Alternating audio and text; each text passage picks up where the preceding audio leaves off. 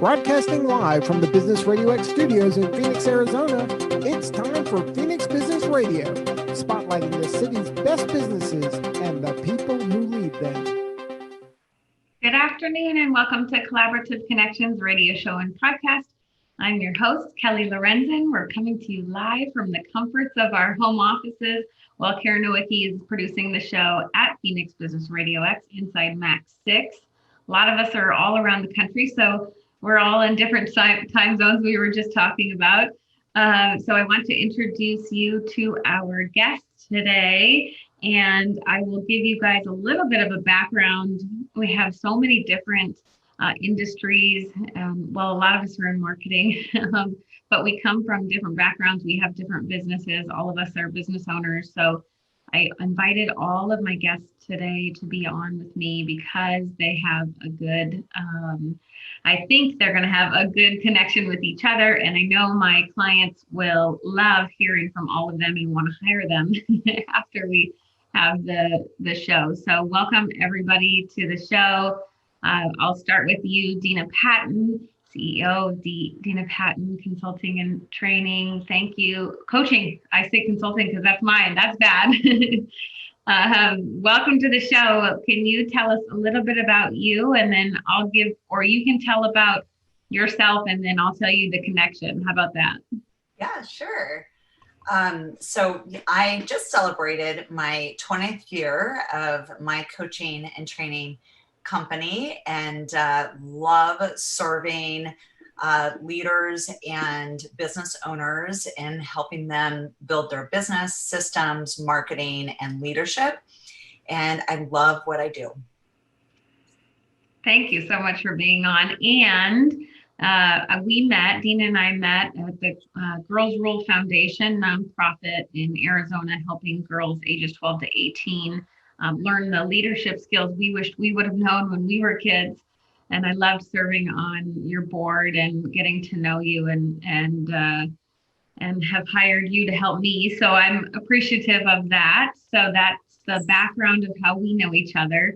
Yes. Suzanne, can you introduce yourself? Suzanne McDonald, thank you for joining us. And then I'll give the reasoning why we know each other.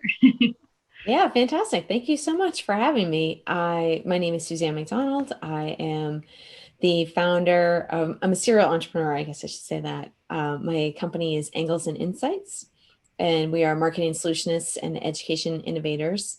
I'm also the founder of Newport Interactive Marketing Networking Learning Community, which is 10 years strong. We bring in expert speakers to help guide small businesses and build collaborative connections between digital marketing experts.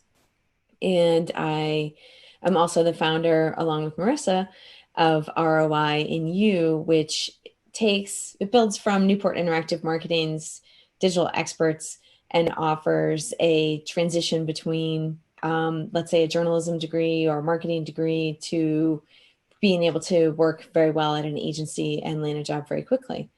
So that's a little bit about me.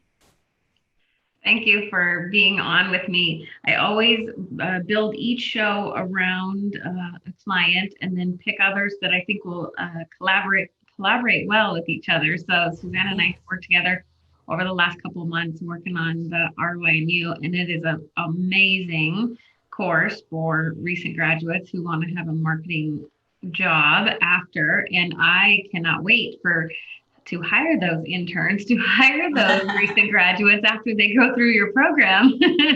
Yeah, we've had a lot of interest from our agency partners, which has been fantastic. I think a lot of people are in that, a lot of agency owners and small businesses are in that situation where they could really use the help, but it just takes a lot to onboard, especially virtually. And the way the course is structured is to let them, let a recent grad or someone who's career transitioning quickly get up to speed in a work remote position. So exciting.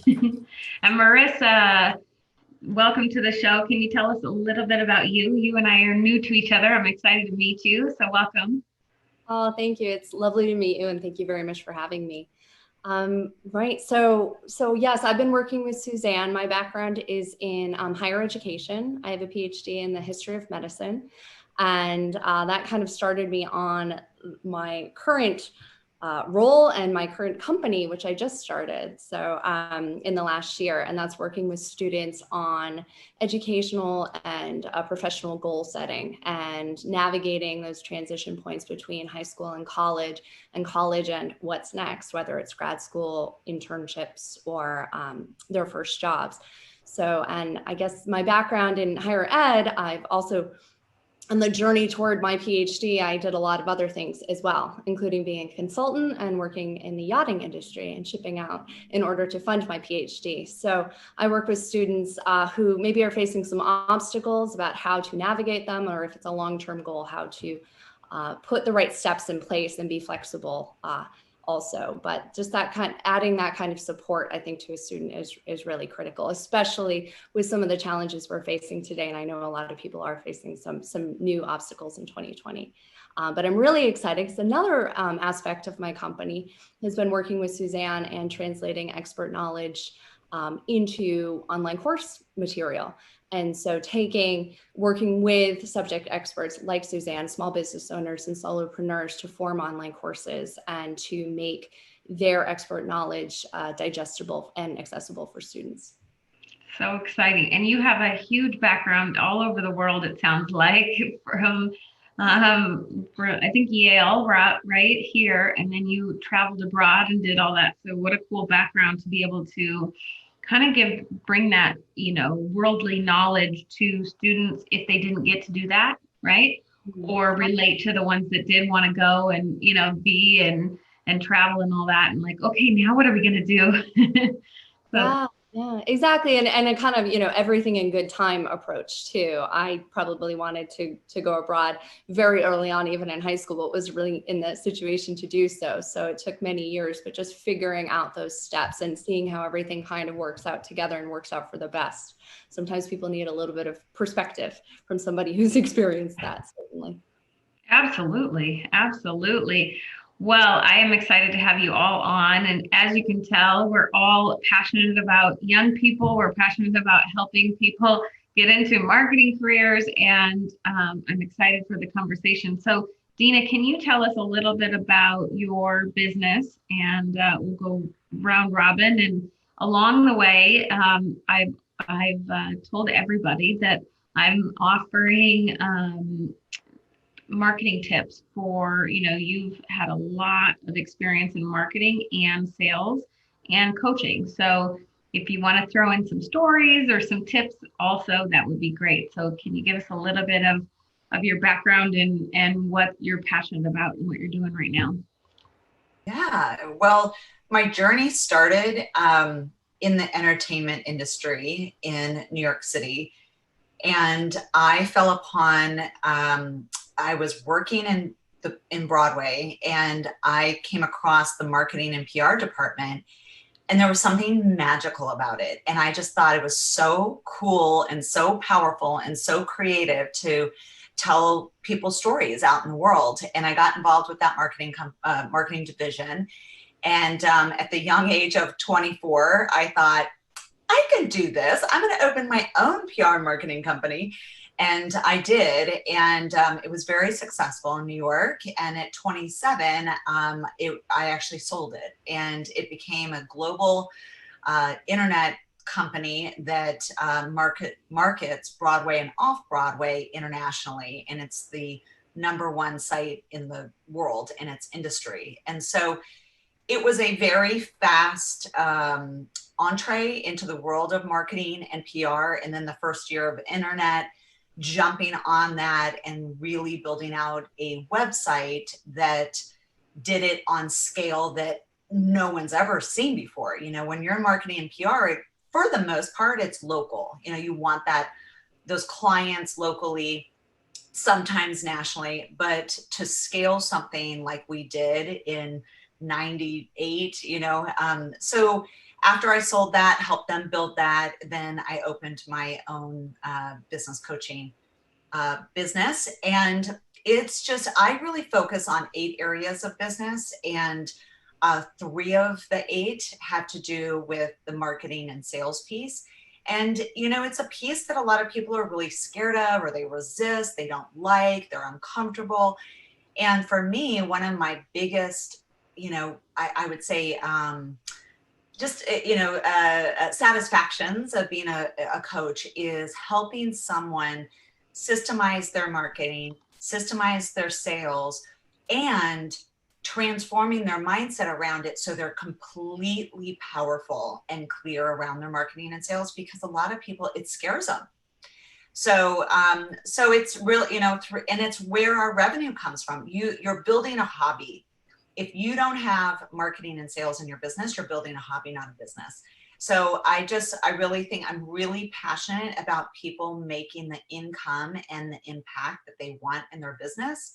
And you can't do that without marketing and sales. So it's just a piece that I'm super passionate about. I mean, I have a million stories of people, scared around it, getting those tools, getting those systems, and then building $1 million businesses because of it. So that's what I love.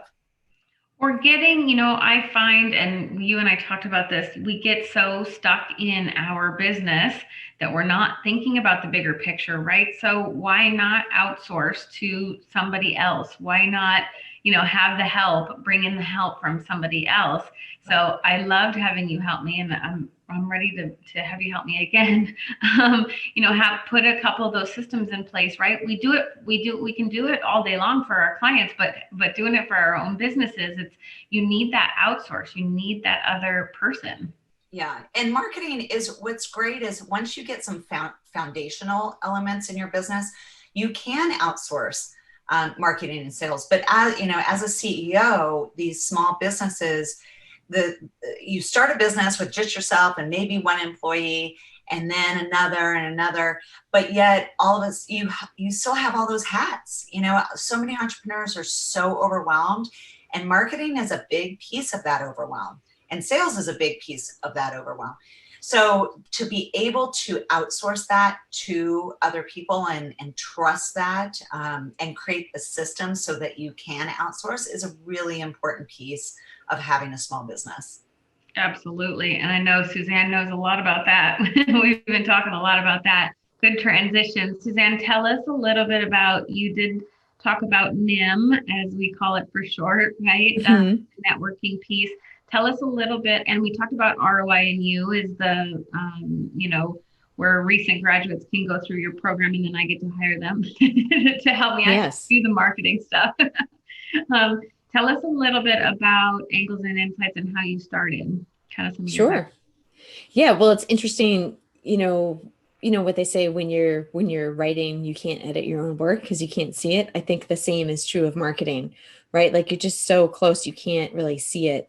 And I think in particular, it can be challenging for women, especially, right? Because we've just been sort of socialized that it's hard to talk about yourself and to promote yourself. And it's so helpful just to have somebody else be like, no, this is amazing. Like, you should definitely do this. And, you need a cheerleader here and there. But my background is, I spent 15 years in daily newspapers, and I took a voluntary buyout from the Boston Globe 12 years ago. I'm based in Rhode Island so that I could live in Rhode Island and have my family here. And yeah, just do that location independent thing. When I left, it was right before the Great Recession, which was challenging, similar to what students are facing right now, or recent grads are facing right now, young professionals. But it also created a great opportunity for me to really learn. And so I focused on learning search engine optimization and getting found in Google. And then right about that time is when social media really started becoming a business tool. So learning or teaching myself, going to conferences, figuring out all those pieces. And Newport Interactive Marketing arose from, I made all these great connections at conferences, and I thought, it'd be great to get some of these speakers to come and speak and not have to drive to Boston, which is a good hour and a half away. Every month I was going to a lot of networking events up there. And so I started Newport Interactive Marketing thinking, well, maybe 6 of us will get together and talk shop over dinner. And that happened maybe once. And then the next time it was like 20 people. And then, regularly up until COVID, we were meeting in person, 30 to 50 people, 10 times a year, once a year, we would do a mega networking event on top of a roof of a prominent historic hotel down in downtown Newport with like these great views over the water and the harbor. And we would have 200 people come to that. But it's been a really great resource, not just for me and for educating myself, but also for small businesses who may be, so small that they can't really outsource yet, or small enough that they may be outsourcing, but they need to educate themselves on whether or not they're working with the right consultant, because as we all know, there's a lot of snake oil out there. So it's an important piece. And then there's this whole other group that benefits of marketing professionals like ourselves who, oh, I need someone to do local SEO. Who do you know who, specializes in this type of graphic design? I just had a question yesterday about like retail e-commerce shelf optimization. And I was like, I've never even heard that term, but I probably know somebody who does, so here you should talk to Anna. And just to have this amazing infrastructure of subject matter experts and professionals has been huge. And I think it's taken me 12 years to build that. But one of the great benefits of Newport Interactive Marketing, Networking Learning Community, or ROI and You is you can quickly jump into that and get all the benefits of having all these experts in your back pocket. Yeah, and it overflows right into each of your businesses. It kind of helps each of them out, right? That's Yeah, really nice, really nice. Yeah, definitely. Yeah, it's been amazing, and a lot of we've seen in the past 10 years a lot of new agencies grow out of Newport Interactive Marketing, right? Knowing like, oh, okay, I'm a content strategist, and I know that I can rely on these people, so I can offer more services as an agency has been really helpful to boost businesses and be able to offer more greater expansion of services than, let's say, oh, I only do local SEO. Yeah, that's nice. It's beneficial for everybody involved. Yeah, that's really nice. Yeah, it's been really fun. Nice. Marissa, tell us a little bit more about your consulting business and maybe give us an example for listeners, if they have a child who's in high school or a child who's in college or just graduated. Okay, now what? We need to help them, right? A lot of them need a little push, little guidance.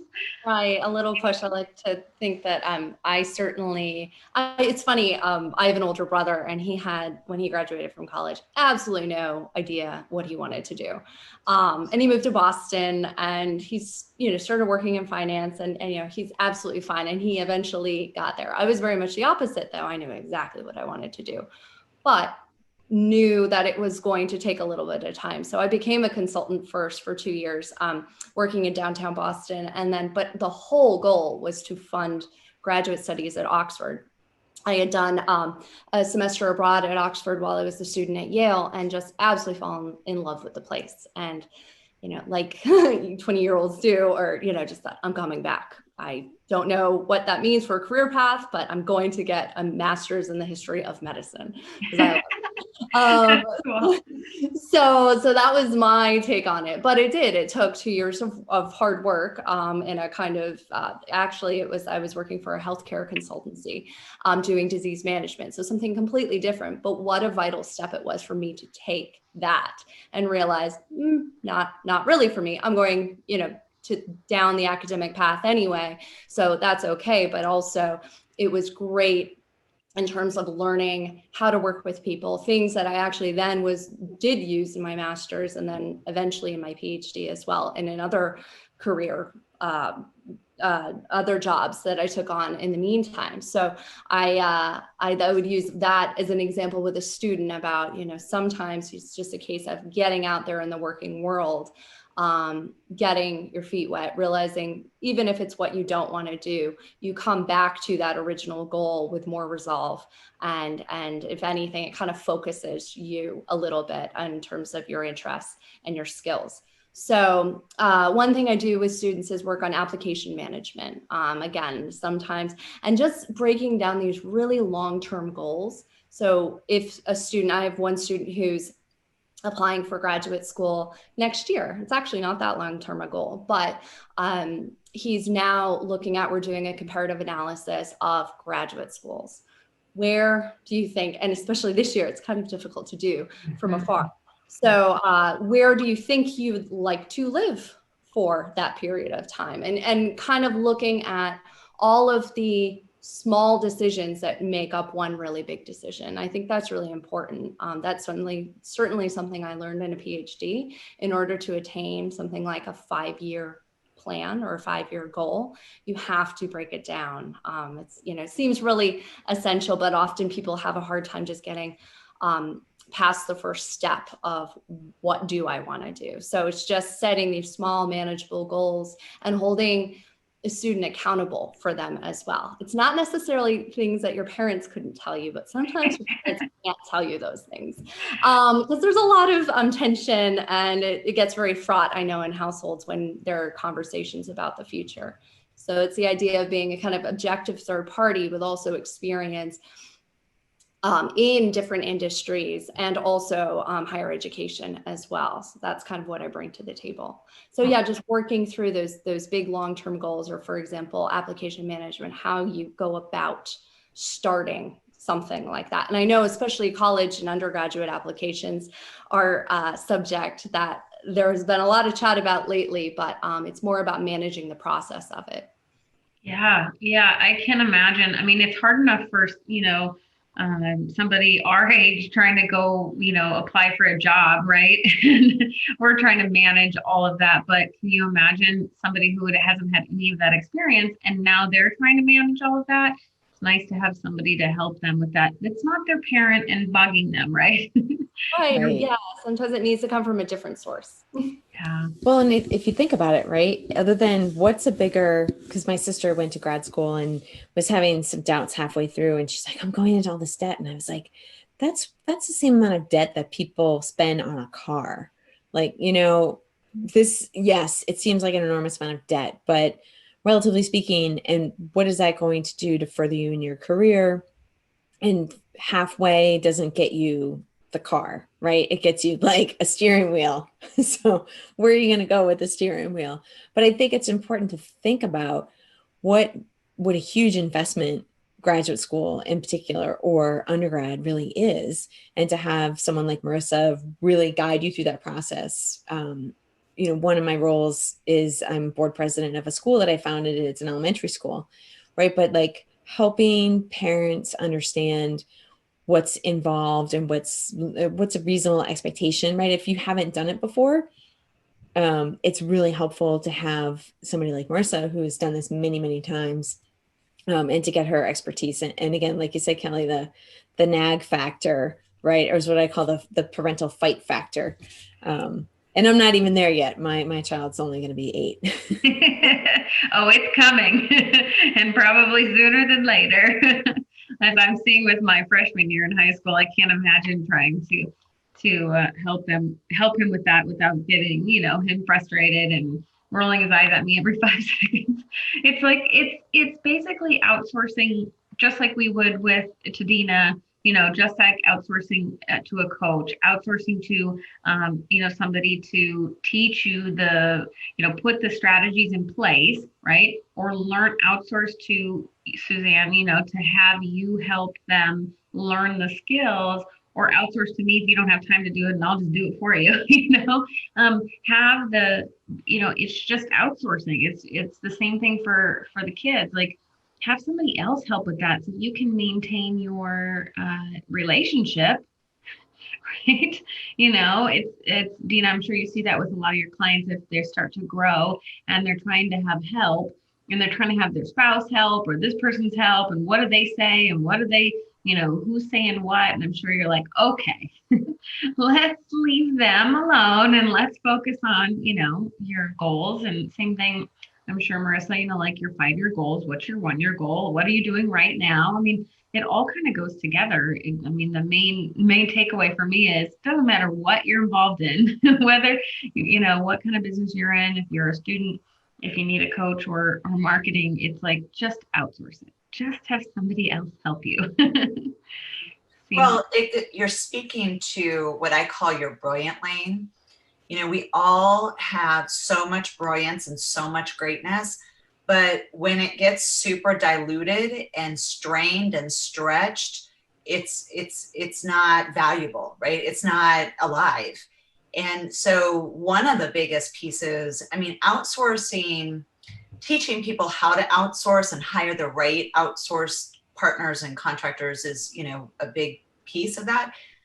But the why behind outsourcing, I think is really important, because to keep a CEO in their brilliant lane is where the business grows. I have seen so many businesses double, triple, scale nationally, internationally, however that growth looks, because they start to own their brilliant lane.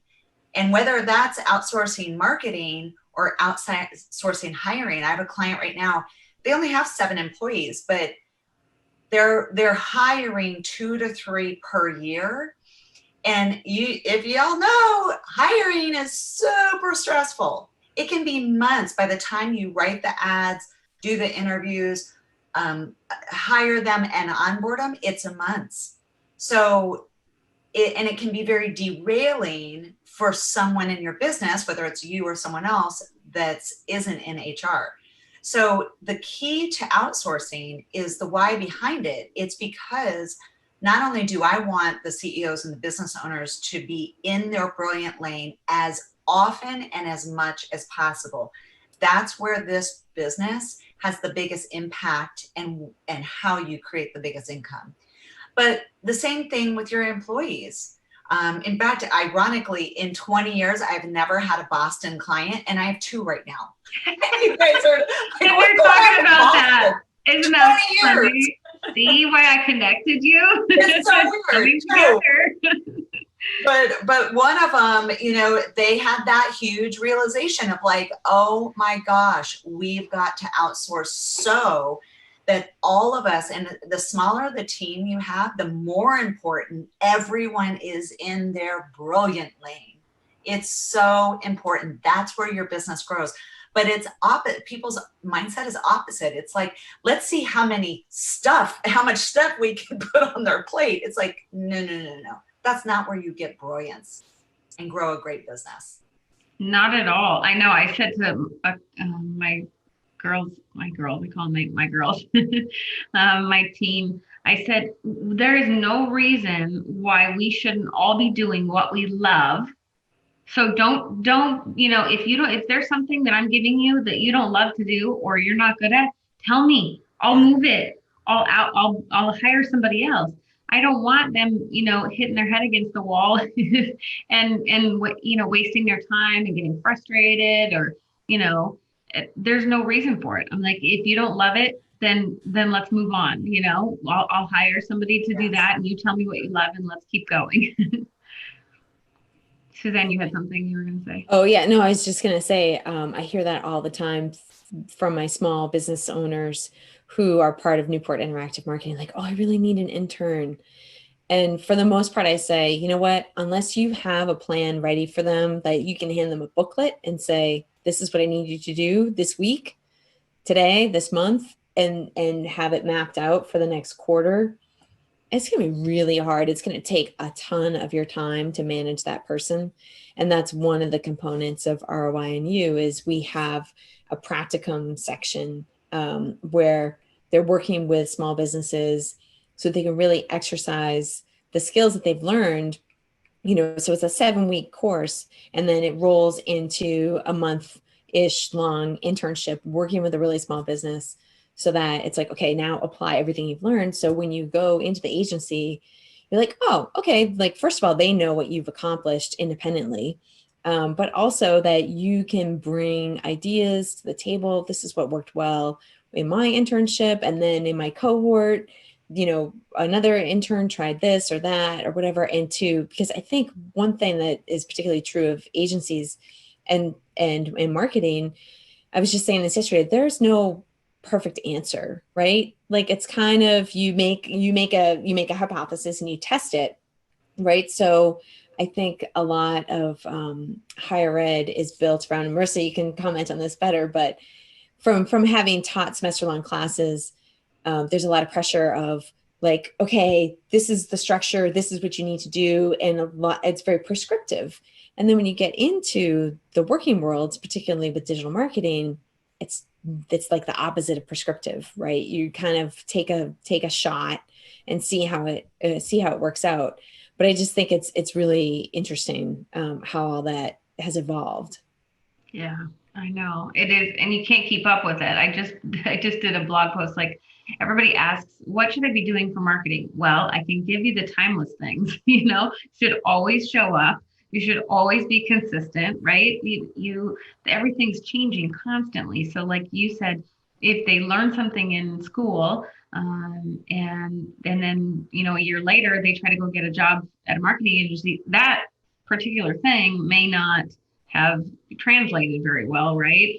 So they've got to learn the could be completely outdated. Skills. Yeah, and the soft skills that you guys teach, with the course, which I know either of you could probably talk about, is not something you learn in school either.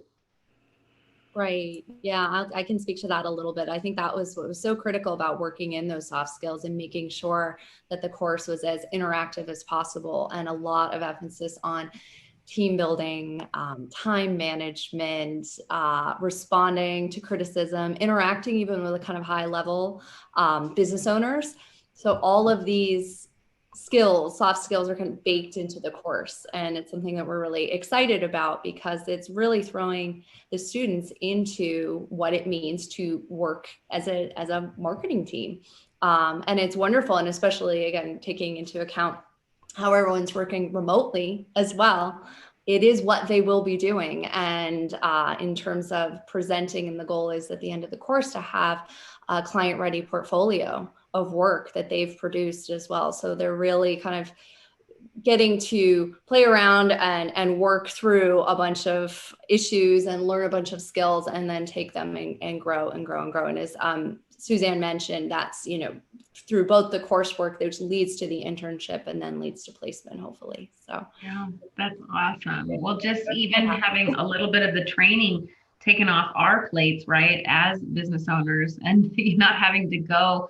So in teaching all those things, we'd love to hire the recent grads, because they have so much energy, right, and so much passion around things, right? But if we have to start from scratch and teach them every single thing, it's like nobody has time for that. There's no time. Shifting gears a little bit, Dina, tell us. You talked about three of the 8 systems that you teach. Marketing and sales. Can you give us some of those systems, and then maybe some tips around how to build those? Yeah, the first set of systems is the marketing. So there's marketing, target market, and sales. 3 very, very distinct things. And it's kind of like a 3-legged stool. I think everybody talks marketing.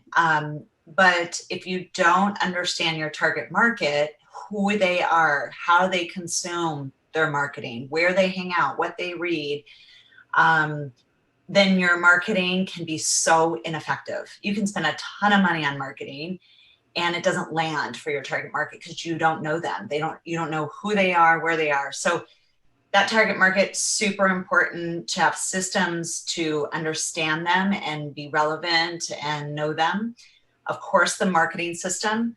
Marketing is an attraction conversation. It's all about attraction and building that like and trust. That's different than sales. Sales is a conversion conversation. It is all about the conversion. And so many people collapse those, and they know it in concept, that they don't know how those systems look different.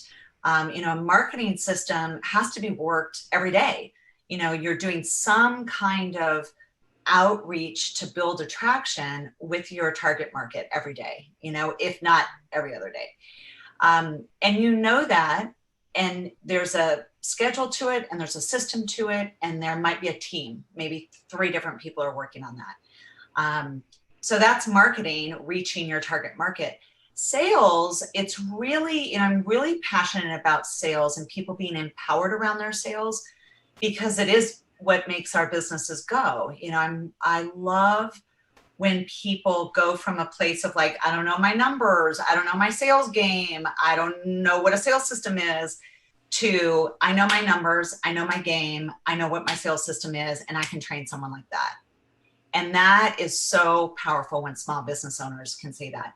Like, for example, a sales goal needs to influence your marketing. So if, let's just put a simple number to it, if I want to have $100,000 in this product, let's just say this product I'm selling, and that product's $100. How many of those do I have to sell per year to hit my 100,000? Well, 1,000 of those, right? Well, how many per month? 83. How many per week? 20. Got it. We got a sales game, 20 per week. Now let's create a marketing outreach that supports this game of 20 per week. But most people don't do that. They do it the opposite way, right? Mm-hmm. So it's, those three are super important. Then you go to the leadership, two systems. One is the leader, their mindset and their leadership, their vision. So having a business that is built on vision, values, and purpose, having a very clear leader with a very clear vision. That's one of the systems, number 4. Number 5 is a financial systems, all the ways that you manage your money, your budgets, tracking, receipts, money management. That's number 5. And then the other 3 is quality, customer service, admin, and quality assurance. And customer service, a lot of people don't think about customer service or quality assurance when they're super small. But what the juicy little secret is if you do those 2 things well, you'll get to spend less in marketing, because it really is marketing. When you take care of the customer and the customer experience, I could put through every single one of my clients right now kind of a customer service audit, and they would score an 8, 9, or 10. It's a clear customer experience from the first phone call to when they complete that client. Whether it's a remodeling company, it's a coaching company, it's a pool company, there is customer service in every single business that we have. So it's really important to understand, how are we creating that customer experience and the customer service from the second they engage with our brand to when they leave. It's part of your brand. Customer service is part of your brand. I tell everybody, it is how you show up. What do you, how are you speaking? What are you saying? Right? Everything. It's everything. Down to the little stuff, like how they buy things on your website. Like, was it easy? Was it smooth? Or was it super frustrating? All of those, and all of it's built inside of your values. I believe hire, fire, and lead by your values. And that goes down to everything that you do. So customer service systems, admin systems, which most entrepreneurs completely hate, completely resist, but are so important. And then our quality assurance, to make sure that we're doing a great job, and where we're not doing a great job, we know, so we can fix. So those are the 8 areas. And I unpack them. I have a website that's 8 areas of business, like the number 8 areas of business.com. And it just unpacks all 8, so you can actually, dissect it. Yeah, which is so important. We all, as business owners, need to consistently remind ourselves we have to work on our business instead of just being in it every 5 seconds, or have somebody else hold us accountable to be looking at it, to make sure. And quality assurance and customer service, like you said, right at the beginning, it doesn't seem to be that important, but it's critical, because some of those first clients are probably going to be with you for a long time if you get it right. And they're going to be your best source of referral. It's easy marketing, if you have good customer service and you treat your clients well, it's an automatic referral source. So it's really important that they get that right away. Absolutely. Good.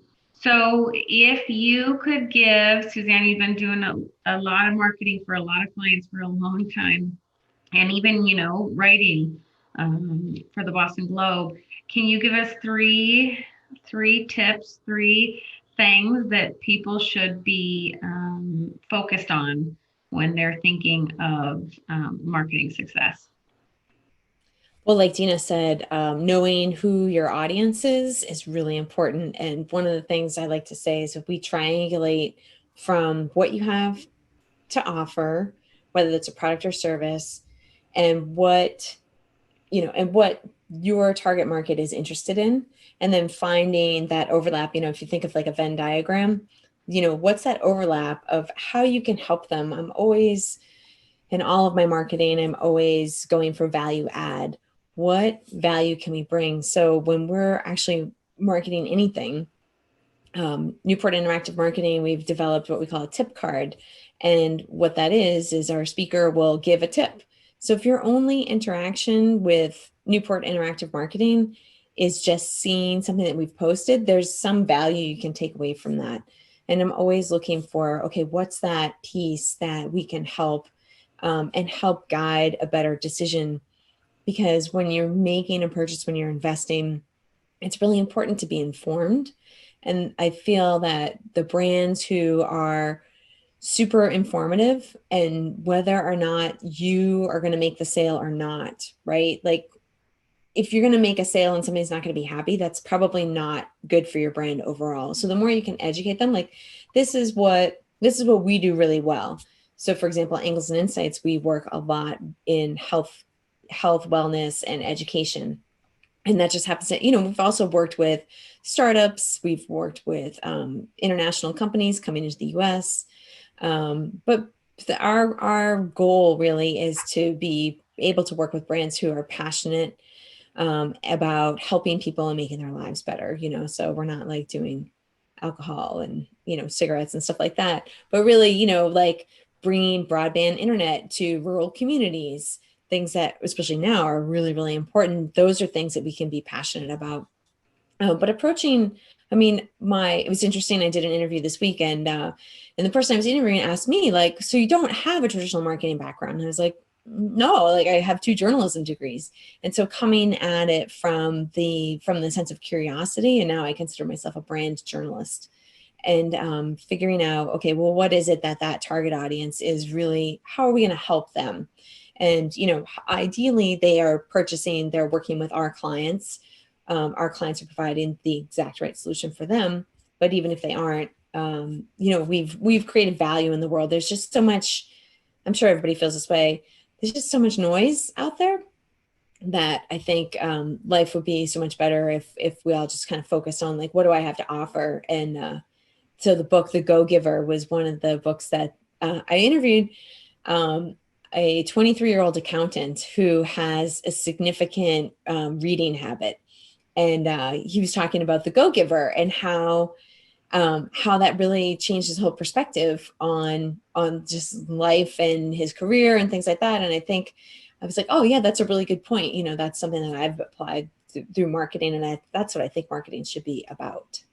Yeah, it's the social impact, right? How are we helping people, and what are what are companies doing to have that impact? I love This Is Marketing by Seth Godin, I think it is. Yeah. It's really clear, easy, tips for business owners. And he talks about, you guys were talking about the, personas. You didn't say that word, but of people, but the psychographics, right? Not necessarily like why are they buying from you? What are they investing in their lives? What are they doing in their lives? And why that would complement your values, like you talked about, Dina. So that's a good book. If anybody out there listening needs a basic, easy to understand marketing book, This Is Marketing is a great book. Well, Kelly, I want to just say something about that, about impact. What I've seen when people are kind of scared or hesitant to market themselves, it's because they're making it too much about themselves, right? And when you can focus on the impact you're making, the solution you have, and let that be the star. You know, it doesn't matter what you're selling, services, products, whatnot, it's helping another human being. And so I think that helps people, like, it's not about you. You know, you're working in the business for the business. You might be even the spokesperson, but really what you're selling is the impact that your solution has. And when you really own that value and can communicate that with clarity, that's when, one, you're going to sell so much more, but you're so much more comfortable in your skin with your marketing because you're really selling this amazing thing that helps people. It doesn't matter what it is. So focus on the impact, focus on the solution you have. People buy solutions. And so when you can communicate that, get that in your marketing, all over your marketing, and let that be the star, it takes that pressure off of you. I call that put on your superhero cape. Yeah. Because what you're doing is really important. I love that. One coach I had for speaking, because every time I get up to speak, I get so nervous. I don't know what it is. I can talk all day long. And those of you who know me know I can literally talk to anybody. I'm so not, nervous. But the second I get on stage or on TV, and see that red light, I'm like, it's just something. I don't know what it is, So Lori from our board, I had a session with her and she's like, stand like you're, Superwoman or Wonder Woman, right? And own it, but also come at it, like you said, from a place of teaching. Like, I'm just wanting to help. I mean, everybody who knows me knows I just want to help people. Like, that's all I really care about. I don't care how I help. I just want to make sure I'm helping. And so if you come at it from that perspective, like I'm teaching something that hopefully you can take away and use and helping people, then it just made me feel better. Like, okay, because I'm really not trying to sell. I'm really just trying to help people, get the information. Yep. Come from that place of love and service and helping. You can't go wrong. It makes everything better. Some of the most powerful conversations and kind of moments, again, when you're looking at long-term goal planning, and people have actually sat me down and said to me, how can I help? It's as simple as that. And maybe you don't know the answer to that, but that was one thing when I was working with grad students and undergraduates. I realized, and which turned into the company, that I can teach them history or history of medicine all day long, but actually I'm interested in helping them. What do they want to achieve? And how can I help them get there? Whether that's sharing my own journey, my contacts. And again, this all comes back to marketing and people and networking. And my network their network is increased tenfold if it includes my network now as well. So it all comes down to those one-to-one really powerful interactions. And like you said, that very, very simple question about how can I help people? And being authentic, right? I mean, that was one of the other tips all time, timeless marketing tips. If you're authentic and you do what you say, you are who you really are, it makes such a huge difference. Like you said, you don't really have to sell if you're consistently showing up with your values, right? Yeah. It makes a difference. And Marissa, for people listening, if they have the college or high school, can you give us 3 things that they should be looking at for either application management or job, either way, right? College applications or job applications. Can you give us a few tips for maybe for the parents to help them start, and when they see that they can't help them, then they have to call you? Yeah, sure. So I think let's see. I would say certainly, I mean, maybe some of this won't be that exciting, but start early and have a plan. Again, everybody has the kind of goal end in mind, but where do you start? So start small and start early would be the first thing. And start the conversation. I know it becomes an elephant in the room a lot of the time because people feel, or kids usually have such a strong reaction towards planning next steps. So keep it casual. I can learn from my own parents. There was very little pressure about it all, but equally there was the idea that, it's important, but it's important for me. And also keep it very kid-centric as well. Make sure that to communicate that this is in their best interest to be thinking about this, and then to keep it positive as well. This is exciting. This is I often say to students, college was the best 4 years of my life. I know it's cliche, but it's true. And how excited. I think I always try when I work with my students to communicate how excited I am for them and for the fact that they're starting this journey and how kind of special it is. So I think, yes, be prepared. Start the conversation, even if, immediately it's not well received. Start it in a casual way and then keep it positive. Thank you so much. And moving to Dina with the 3 things, you talked about the sales game. I love that because I've heard you speak a lot at a lot of different events. Tell us 2 to 3 things people could be thinking about for creating their sales system. When you're creating a sales system, you want to have that goal that I was saying before. Are you selling $100,000? Are you selling $1 million? Are you selling 25 million, etc.? So having the goal first will help you break it down. I'm so about having a big goal and then breaking it down. So good. So having the sales goal first and then creating a plan to attack that goal. One of the biggest pieces of advice I can give to the people who have service-based companies, you're not selling a product. Most service-based service-based businesses have a consultation or an estimate, something like that. That consultation has got to be structured and consistent and powerful, because that is the number one conversion tool you have in your business. So before that, they just have like and trust and they might hire you. And then they go into a consultation. That's where the conversion starts and hopefully ends. They buy from you. They say, yes, I want you to remodel my home, or yes, I want your college application services or your business coaching, whatever it is.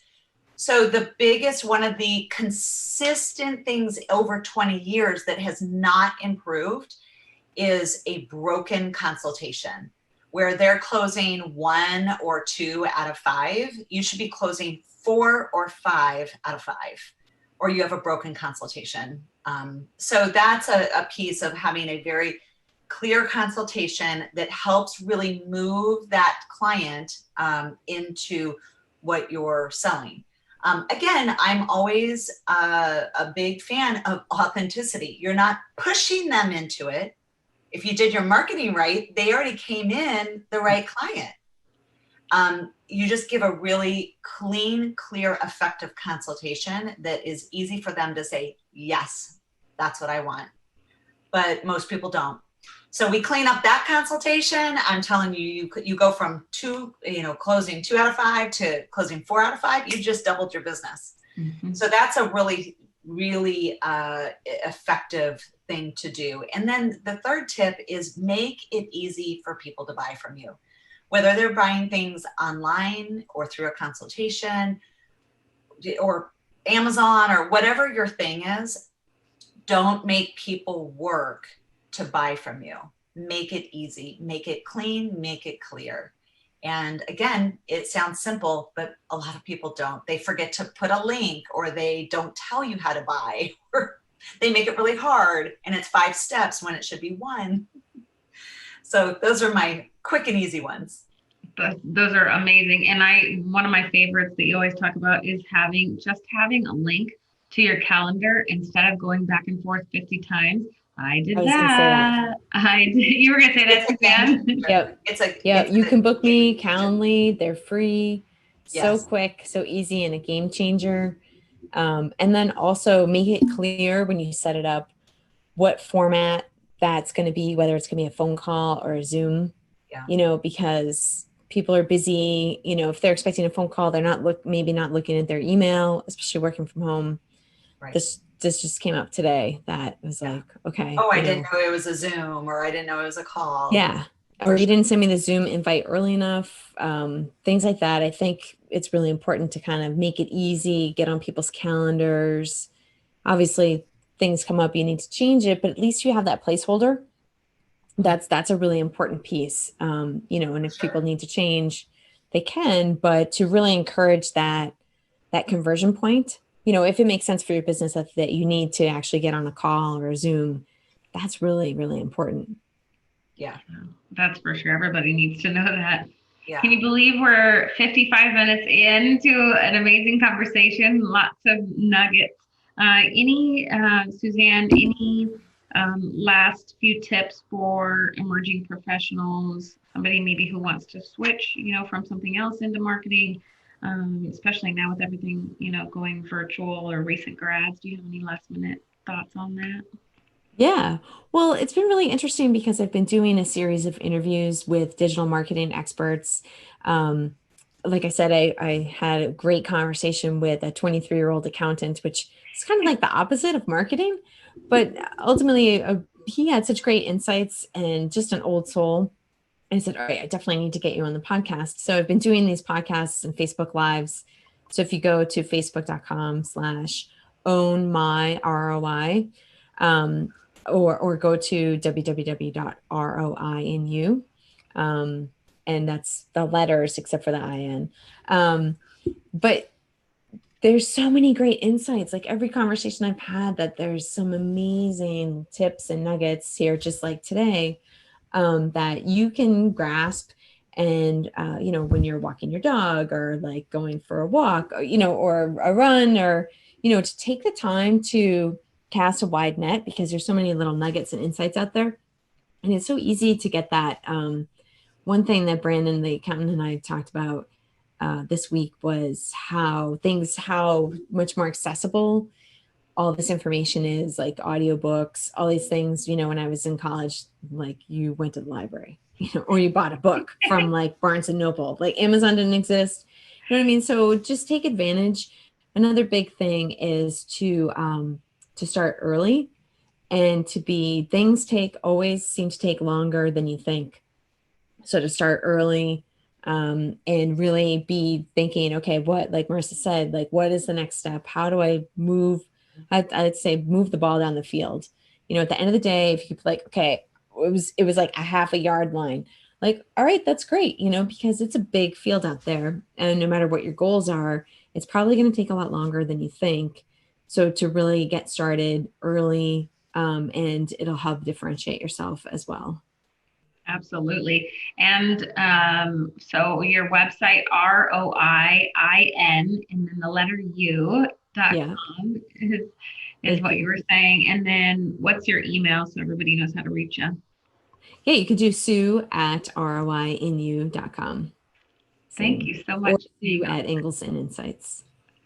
Thank you. I loved having you on. I loved working with you. So thank you so much for taking. Yeah, it's been fantastic. You've been so extremely helpful, just to work with somebody and to, okay, that doesn't make any sense. Like, well, of course, because it's like in my head. And that help translate, okay, this is where somebody else might have a stumbling block, because yeah, of course it makes perfect sense to you, but also that accountability piece and moving the ball down the field, right? Like you just know, okay, we've moved things this far ahead, and that accountability piece, that getting things done piece has been huge. So thank you.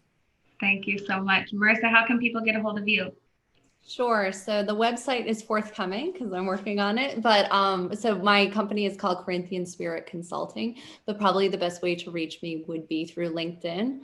Or also you can reach me at my email address, which I believe is going to be supplied at the bottom of the course notes or the podcast notes. So that's Marissa, marissa.benoit@gmail.com.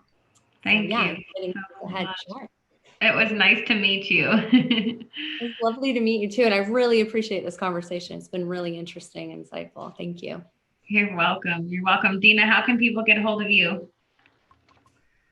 Website, Dina Patton, PATTON.com, and email Dina, DENA, @dinapatton.com. Keep it simple. That's right. That's right. Simplicity is key. Thank you all so much for joining me. It was such a lovely conversation. And I know anybody who needs any of your services will definitely be worthwhile reaching out to you. So thank you so much for everybody that's that was on today. Before we end, I just wanted to let everybody know you've been listening to Collaborative Connections radio show and podcast sponsored by KLM Consulting. KLM Consulting can continue to have clients do what they love and support they need because we offer business development, concierge services, and ongoing consulting, marketing, and project management. Tune in on the third Thursday of every month at 1 p.m. Until next time, happy connecting.